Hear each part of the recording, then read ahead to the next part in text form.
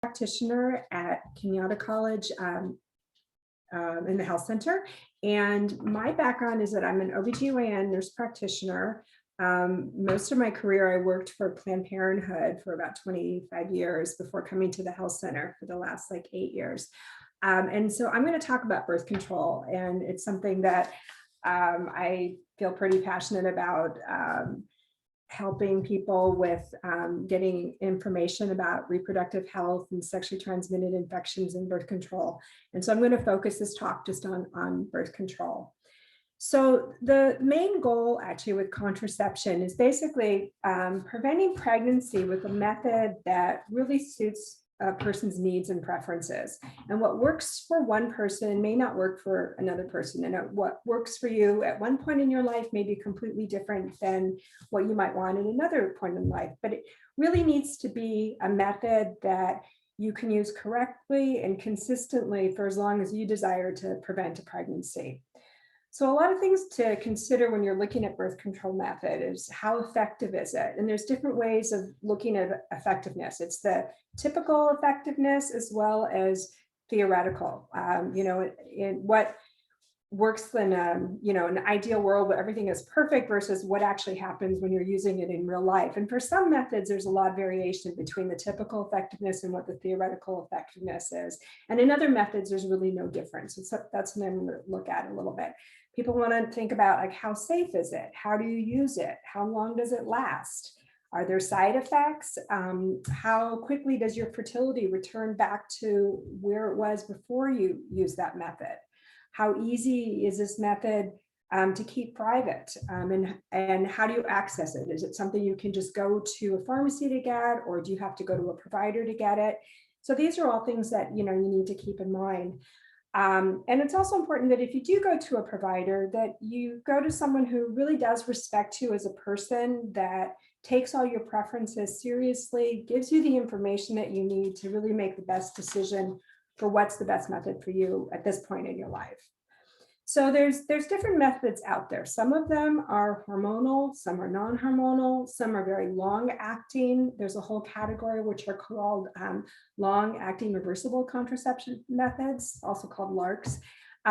Things like the IUD or the implant, versus shorter acting things that maybe you have to do every day or once a week or once a month. So those are different categories of things that they fall into.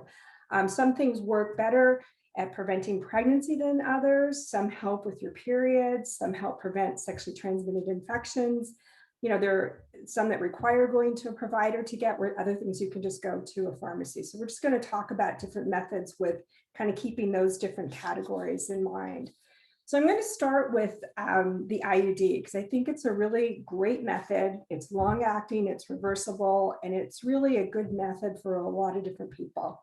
There's different IUDs on the market, and IUD stands for intrauterine device.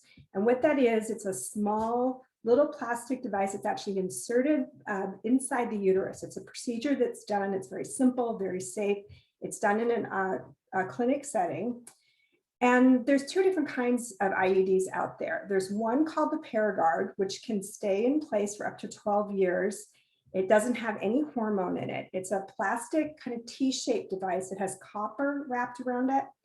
And besides just being a great birth control method, it's a perfect emergency contraception method as well. And a lot of people don't often think of it that way, but it really is one of the best emergency contraceptive methods out there.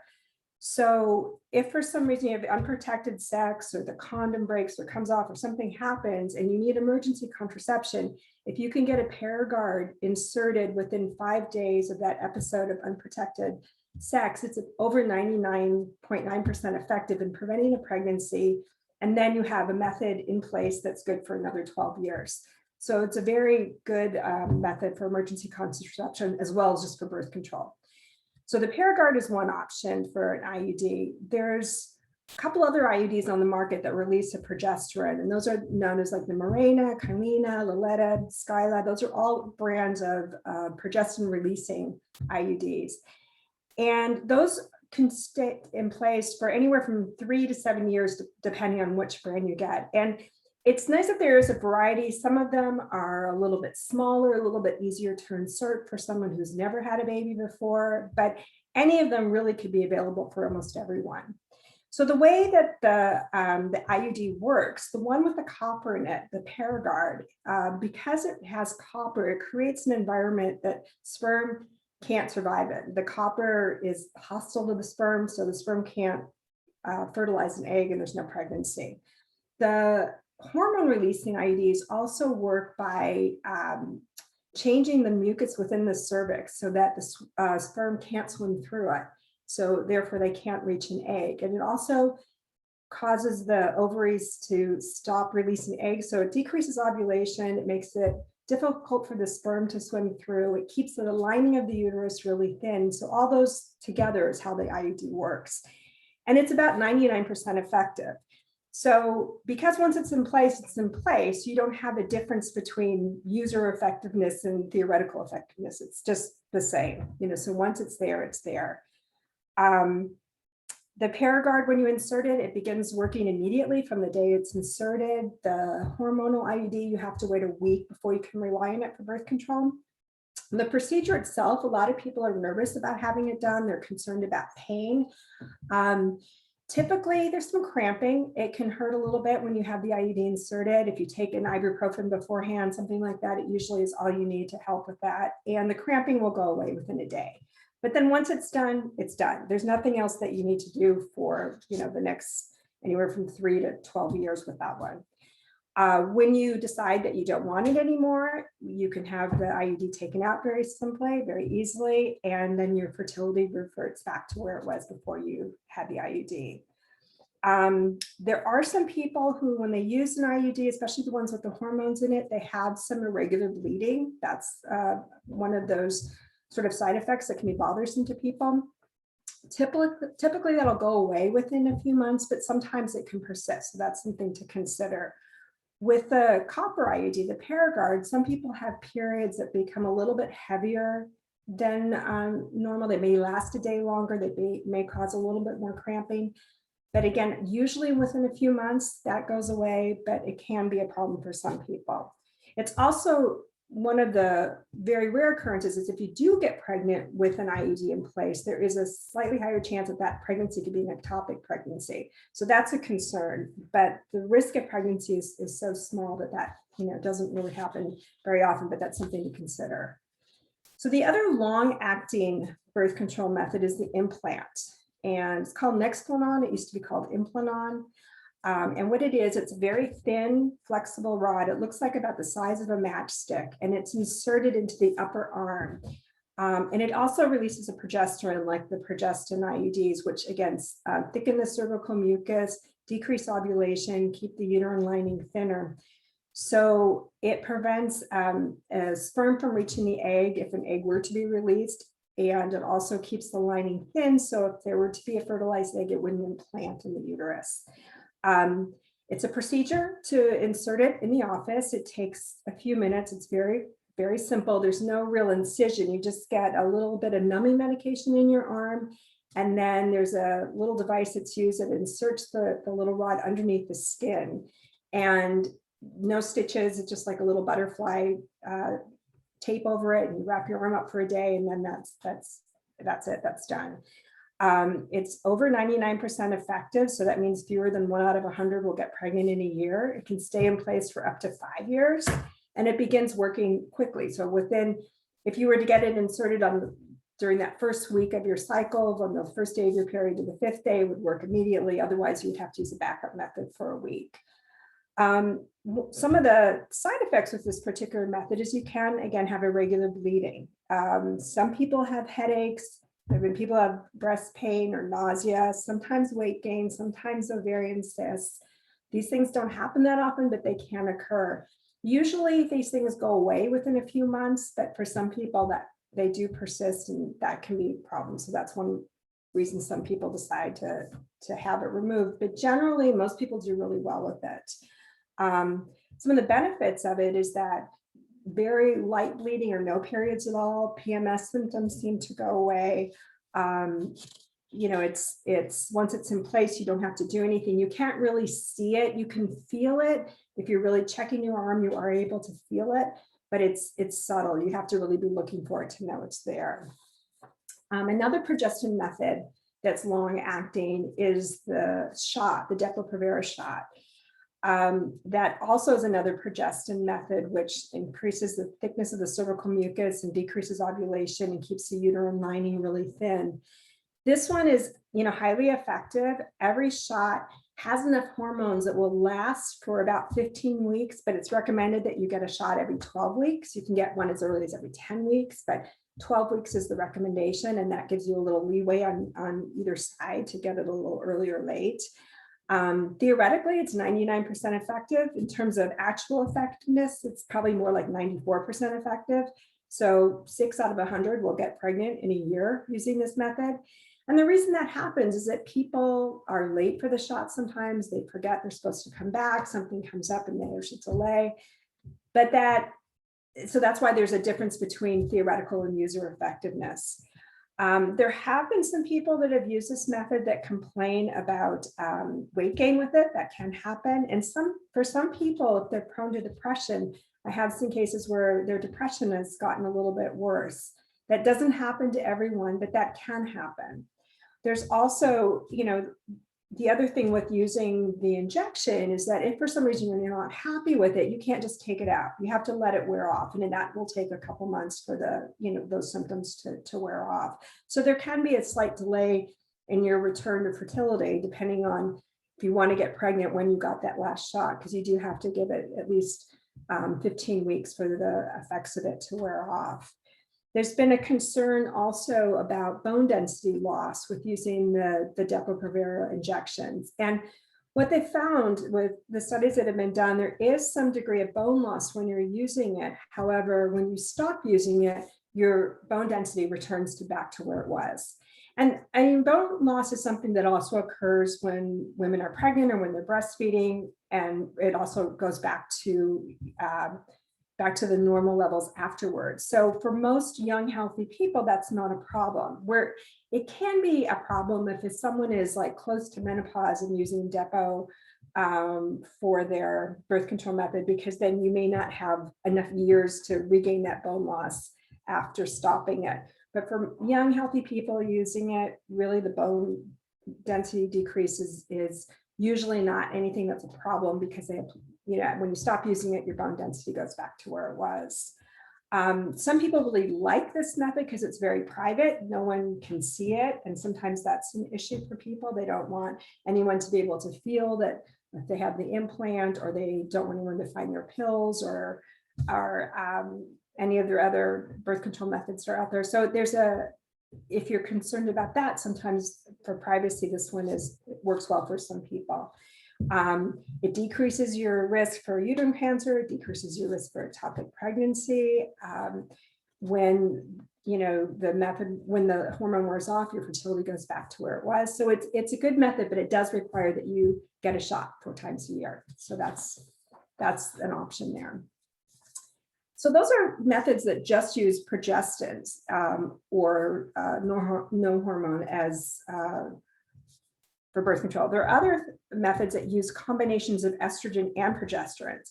And, estrogen added to a method can be beneficial for some things. It tends to, for some people, it improves acne if they have a problem with acne. You don't have that bone loss that you can have with the progesterone method. It can improve things like PMS symptoms, anemia, cysts in your breasts or ovaries. Some people do, really well with that. But there are some risks when you add estrogen to birth control methods. And the biggest concern is blood clots. And having estrogen in a birth control method does increase the risk for blood clots. So it's important that people are screened medically for appropriate use of a method with estrogen. So someone who has migraine headaches, for instance, with the type of migraines where you have auras, like where you see things, where you see flashing lights or zigzagging lines, those kinds of things, probably not the best candidate to be using an estrogen birth control method because of the increased risk of blood clot. Or if you had high blood pressure that wasn't controlled, or uncontrolled diabetes, or history of blood clots, then it wouldn't be the safest method to use. But for someone who doesn't have that, the methods that have estrogen and progesterone have been around for decades. They've been used by millions of people. They're really effective. They're very safe and simple to use. So there's different ways of getting the combination hormone into your body. And it's either by taking a pill each day, the pill is one way, a patch where you absorb the hormone through your skin, or a vaginal ring where you actually absorb it through the vaginal mucosa, different ways of delivering the same kinds of hormones. So I'm going to talk a little bit about those particular methods. One is the vaginal ring. There's a couple on the market. One is called the Nuvaring, and theoretically, these are 99% effective. In actual use, it's about 91% effective. And it's, again, because people don't use it perfectly. Nobody's perfect. People forget things or accidents happen. But anyway, the Nuvaring is a small little ring, and it's inserted, very simple to insert inside the vagina. And each ring has enough hormone in it to last up to 5 weeks. And there's different ways you can use that. You can wear it for 3 weeks, take it out for 1 week and get your period. That's one way to use it. You can wear it for 4 weeks, take it out and then get a period after that, or even for wearing it for 5 weeks and taking it out and getting a period. That's assuming that you want to have a period. So you can leave it in for up to 35 days and take it out for up to 7 days. And if you want to skip your periods altogether, you can leave it in for up to 5 weeks, take it out and put another one in on the same day, and you're still protected from pregnancy. I think one of the easiest ways to use it is to put it in, like, let's say it's the first of the month, you put it in the first of the month, and every first of the month you take it out and put another one in. And that way, if you want to skip your periods, you don't have periods with it. And if you forget to take it out, you still have an extra couple of days, because it can really be left in for 5 weeks. So if you are late at changing it, that doesn't put you at greater risk of pregnancy. But you can use it and skip your periods, and a lot of people like to do it, and that's very safe to do. Some people find if they use this method where they're skipping their periods by just replacing the ring the same day, taking one out and putting one in at the same time. Some people find in the beginning they might have some irregular bleeding, but usually that goes away. But there are people that want to have a period every month, and so you can keep the ring in and for anywhere from 21 to 35 days, take it out for 7 days, and that's the time you would get your period, and then put the next ring in. There's also another ring on the market now called Anavera, and that one is nice because it will last for 13 cycles. And that one it's designed to only be worn for 21 days, remove for 7 days, and then you rinse off with soap and water, put it in its little compartment, little package it comes in, and then you put the same ring back in. So you can use the same ring for up to a year, which is really convenient, because with the Nuvaring, generally you're only going to get 4 rings at a time, because they only stay at room temperature for 4 months. And if you kept them in the refrigerator, they would last longer, but that's not always the most convenient. They would last for like a year in the refrigerator, but if you kept them just at room temperature, they only last for 4 months. So that if you keep them, in room temperature, you then have to go to the pharmacy, every 4 months to get a refill, so that you can only, have enough that will last at room temperature. Where the Anavera can actually be good for a year at room temperature, and there's enough hormone in it for 13 cycles, so that you have a long-acting method. It only requires that you remember to do something every 3 weeks by taking it out, leaving it out for a week, and then putting another one in. So what the side effects for using the estrogen progesterone combination methods, some people get headaches. There are people who get nausea with it, not very common. You can get sore breasts with it. Again, that's not very common. Bleeding tends to be pretty regular if you're taking it out to get periods. But there's no weight gain when you are using a combination estrogen progesterone method, where when you're using something like the implant or the injection, some people have complained about weight gain with that, but it's not shown to be the case when you use the combination methods. So besides for the vaginal ring, another option is the patch. It's a transdermal contraceptive patch. It looks like a Band-Aid. And basically, it's the same kind of thing. It's estrogen and progesterone in combination, but you're absorbing it through your skin. And when you're using the combination methods, it's stopping ovulation. So you're not ovulating, you're not releasing an egg. And if there's no egg, there's no pregnancy. The patch needs to be stored at room temperature. So you don't want to keep it in the glove compartment in your car or in your pocket or anything like that. You want to keep it at room temperature.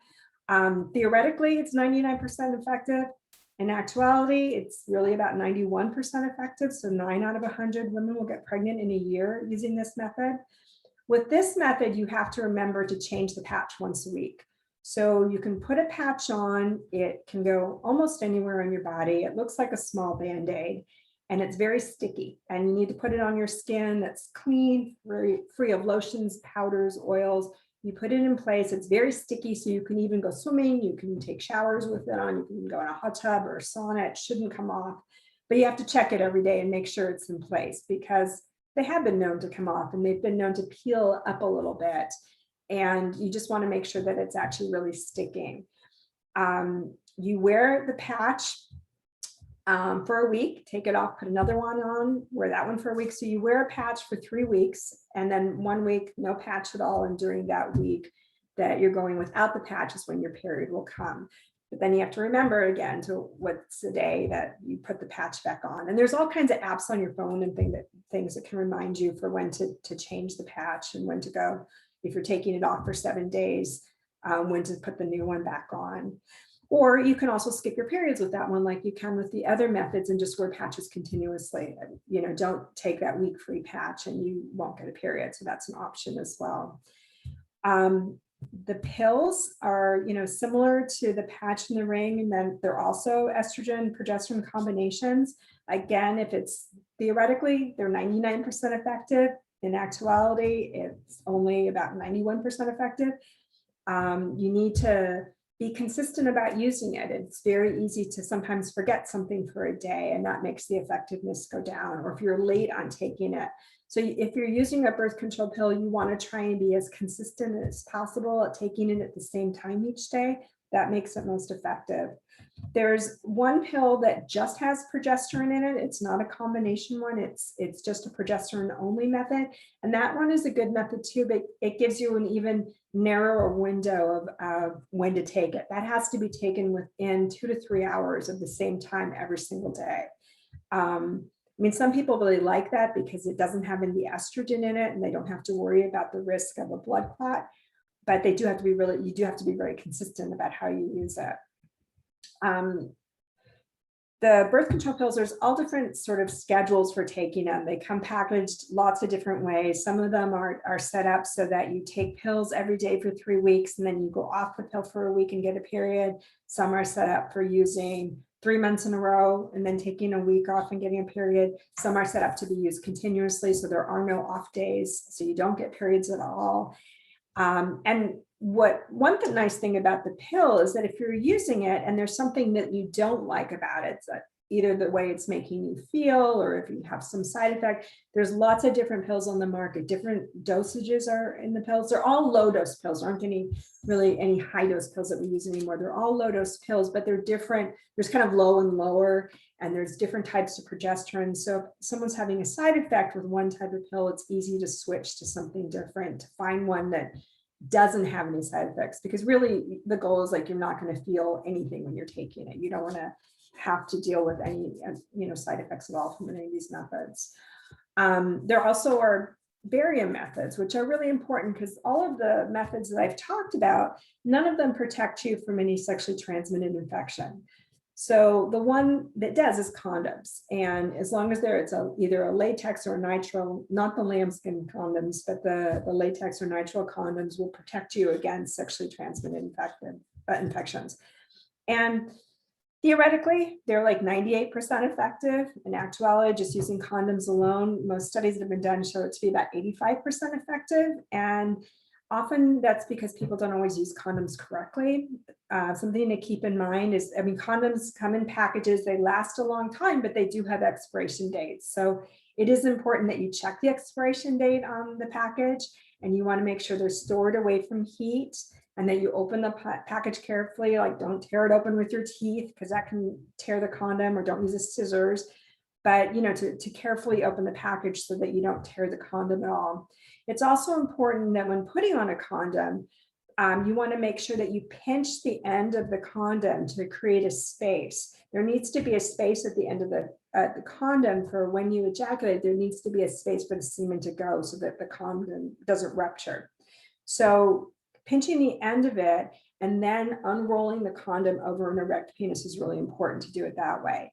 And also, after you ejaculate, you want to make sure when you pull your penis out of the vagina that you hold on to the end of the condom, because you don't want it to slip off.